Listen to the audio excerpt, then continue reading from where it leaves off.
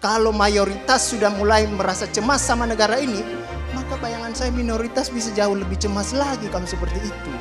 FPI kemudian melakukan pelanggaran hukum, dilakukan tindakan sesuai dengan hukum yang berlaku.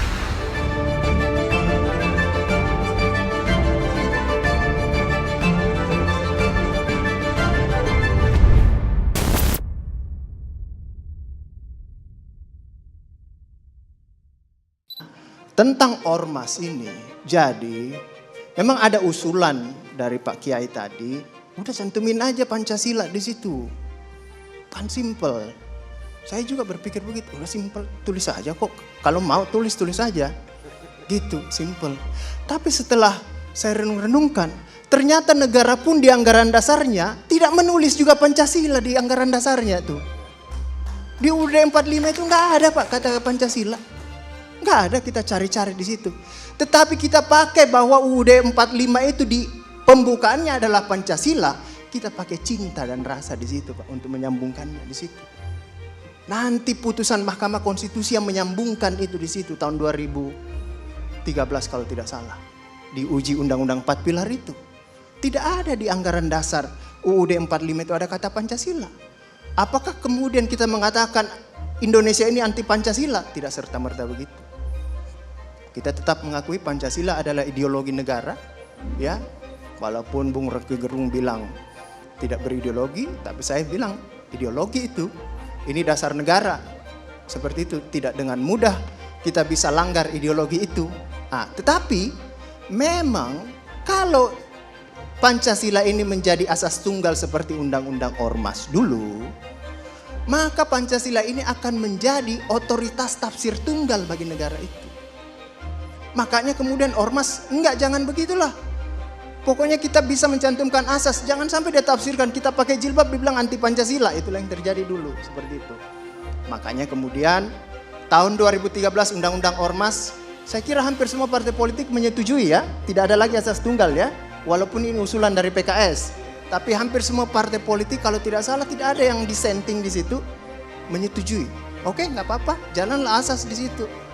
Asas tunggal selama tidak bertentangan sama Pancasila, kan seperti itu.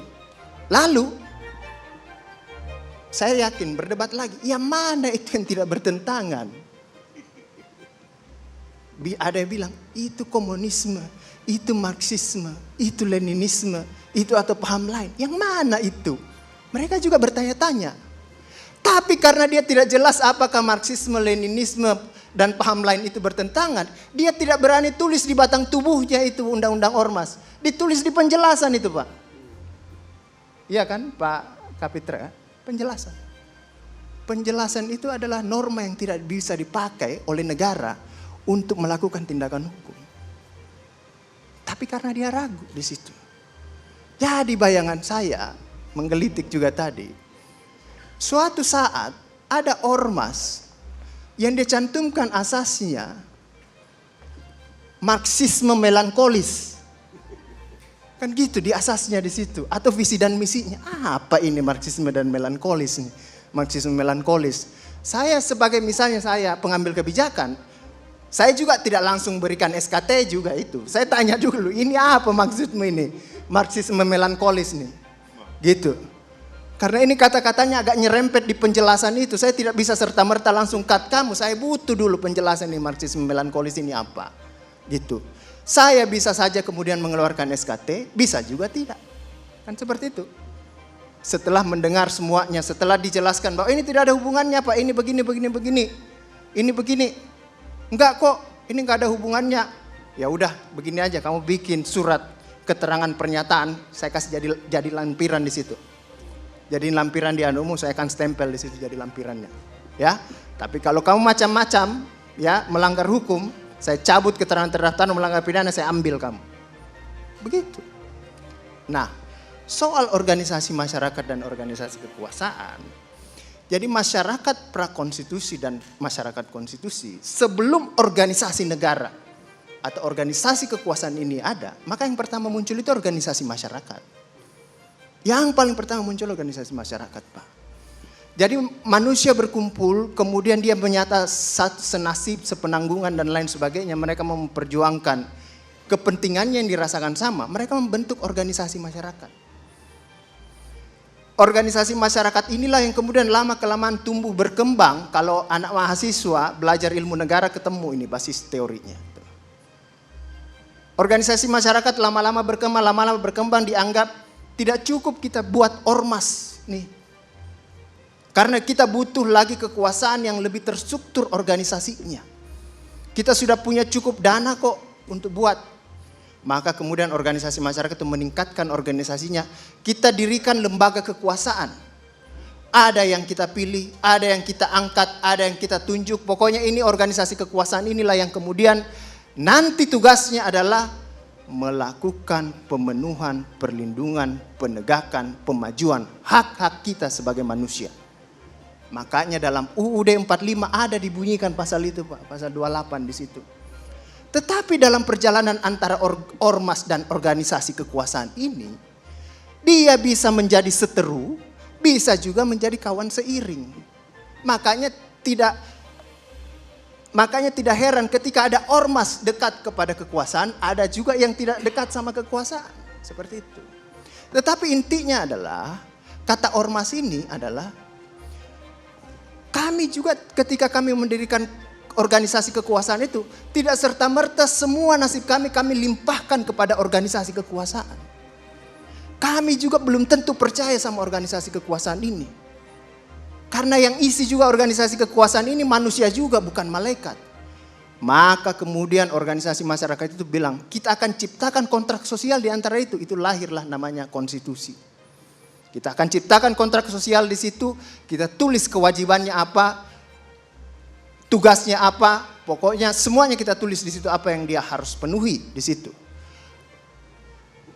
Sudah dibuat konstitusi kontrak tertulis, maka seharusnya logika postulatnya adalah kalau sudah percaya sama munculnya organisasi kekuasaan, maka tren organisasi masyarakat ini pelan-pelan akan tidak dibutuhkan lagi. Dia sendiri membubarkan diri. Ormas itu akan membubarkan diri dengan sendirinya. Udahlah, ngapain kita kumpul-kumpul terus di sini? Tiap hari ketemu, udahlah kan ini organisasi kekuasaan sudah melakukan pemenuhan hak-hak kita semua, tidak ada yang dilanggar. Seperti itu. Tapi kemudian bilang, belum tentu begitu bos, tidak semudah itu. Lihat itu mulai beringas semua itu organisasi kekuasaan tuh. Kenapa dia mulai beringas? Karena kita berikan dia tentara, kayak kita berikan dia penegakan hukum, kita berikan duit, semua kekuasaan ada sama dia, bahaya loh. Gitu. Kita harus tetap berkumpul. Karena yang tadinya, ini adalah orang kita yang kita percaya, tetapi kita antisipasi jangan sampai dia kembali menikam kita tetap bertahan terus di sini. Ada organisasi seperti FPI, memperjuangkan tidak macam-macam mungkin perjuangannya FPI, sekedar keyakinan sama Tuhannya saja dia perjuangkan. Dia enggak memperjuangkan harta triliunan yang dikuasai oleh negara. Enggak memperjuangkan situ, bahkan minta APBN pun enggak kan.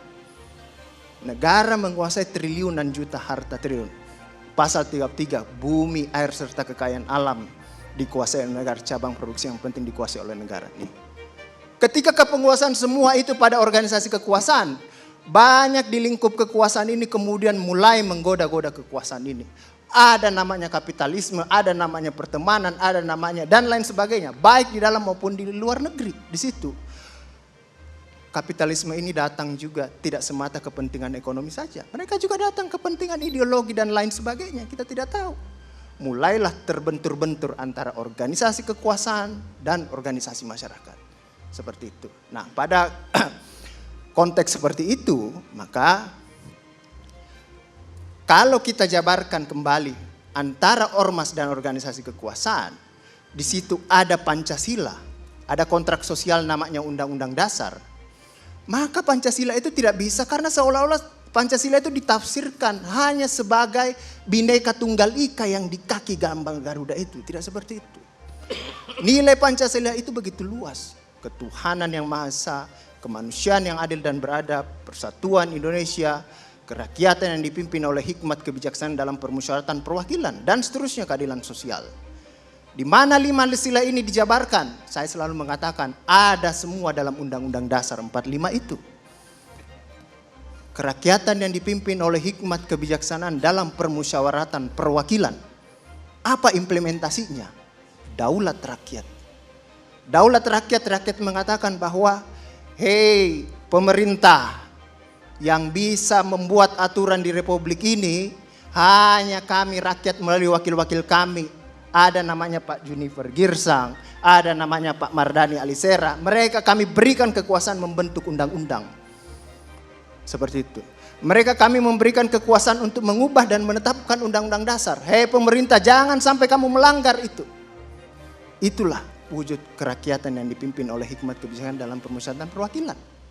Maka kemudian kita sepakati, undang-undang dasar tidak boleh bertentangan sama undang-undang. Di bawahnya lebih pun tidak boleh bertentangan. Peraturan pemerintah, peraturan Menteri Dalam Negeri, nggak boleh maunya dengan niat baik dia membuat aturan yang kemudian dengan niat baiknya itu menjadi hukum yang dia pakai bertindak keluar. Nggak bisa begitu. Harus melalui daulat rakyat. Maka kemudian ketika organisasi masyarakat dan organisasi kekuasaan ini kita perhadap-hadapkan, mana yang paling setia dengan Pancasila dan Undang-Undang Dasar? Dalam sejarah Mahkamah Konstitusi, 100 kali lebih kurang lebih organisasi kekuasaan ini melanggar Undang-Undang Dasar. Melanggar sila keempat Pancasila. 100 kali lebih Pak. Itu undang-undang yang dibuat oleh Presiden dan DPR dibatalkan oleh Mahkamah Konstitusi. Ormas baru 1, itu pun masih debatable. Gitu. Yang kemudian lagi, kalau kita melihat tentang SKT, bukan izin Pak Karni. Tidak, yang izin itu adalah ormas yang didirikan warga negara asing. Jadi begitu inklusifnya konstitusi kita. Ormas ini bukan hanya boleh didirikan oleh warga negara Indonesia. Warga negara asing juga boleh dirikan ormas. Di situ. Warga negara asing juga boleh dirikan ormas, tapi kita berikan dia izin kalau dia mau beroperasi. Walaupun tadi saya ditanya sama teman juga, Bang, ini larangannya ormas asing kok larangannya ini aja, sementara ormas yang WNI banyak sekali larangannya. Tidak boleh bertentangan ini, kalau dia hanya tidak boleh kegiatan politik ini begini. Saya bilang mungkin bukan maksudnya begitu, tapi bacaannya bisa seperti itu nanti. Seperti itu. Nah, pada konteks itulah maka ini kan hanya surat keterangan terdaftar. Dan dalam undang-undang ormas yang dibuat sebenarnya oleh rakyat melalui perwakilannya, tidak ada satupun yang mengatakan bahwa surat keterangan terdaftar itu 5 tahun Pak. Nggak ada Pak. Itu adalah ditambah oleh peraturan Mendagri kalau tidak salah tahun 2017. Itu. Karena apa? Bayangan saya ini karena soal politik ditambah dia. Jadi mungkin nanti ini akan kita Jadi itu ditambah. Jadi kalau mau mengatakan bahwa siapa yang melanggar Pancasila duluan? Pemerintah duluan yang melanggar kerakyatan yang dipimpin oleh hikmat kebijaksanaan dalam penyelesaian perwakilan. Tidak ada. Tapi apa Pak Karni? Kita tidak mau bilang bubarkan negara ini, tidak. Enggak sampai begitu kita pikiran. Kita maklumi karena banyak tugas pemerintahan yang lebih berat yang kita harus bantu pemerintahan itu. Kita juga tidak mau juga, nggak usah lah bawa ke Mahkamah Agung. Mungkin Mahkamah Agung juga belum tentu mau mengabulkan karena paling dia bilang ya udahlah kita itu niat baik kok ke depan nanti seperti ini. Tidak sampai seperti itu. Juga kita berpikir untuk membubarkan negara ini, membuat pemerintahan ini tidak sampai seperti kita di Amerika. Hanya telepon-teleponan Presiden Trump dengan Ukraina tiba-tiba udah muncul komisi penyelidikan, nggak sampai seperti itulah. Ya, tetapi yang paling penting yang harus dipahami bahwa memang ada ormas sebagai organisasi masyarakat bisa menjadi seteru kekuasaan tetapi juga bisa menjadi tandem kekuasaan guna pencapaian tujuan negara. Negara belum tentu walaupun cita-citanya hadir 24 jam dalam setiap warga negaranya sakit, bisa jadi ormas duluan yang ada di situ, Pak. Itulah fungsi ormas dan organisasi negara. Dia bisa menjadi sahabat, bisa menjadi seteru. Yang penting adalah jangan sampai kemudian ada kepentingan-kepentingan lain yang kemudian mengatasnamakan agama, ada yang ingin memusuhi agama Islam, Islamofobia istilahnya. Karena kalau seperti itu, kalau mayoritas sudah mulai merasa cemas sama negara ini, maka bayangan saya minoritas bisa jauh lebih cemas lagi kalau seperti itu. Jadi kita tidak ingin seperti itu. Jadi Ini persoalan administratif teknis saja, saya kira pemerintah juga sudah mengeluarkan surat, Menteri Agama sudah mengeluarkan surat, ya udah.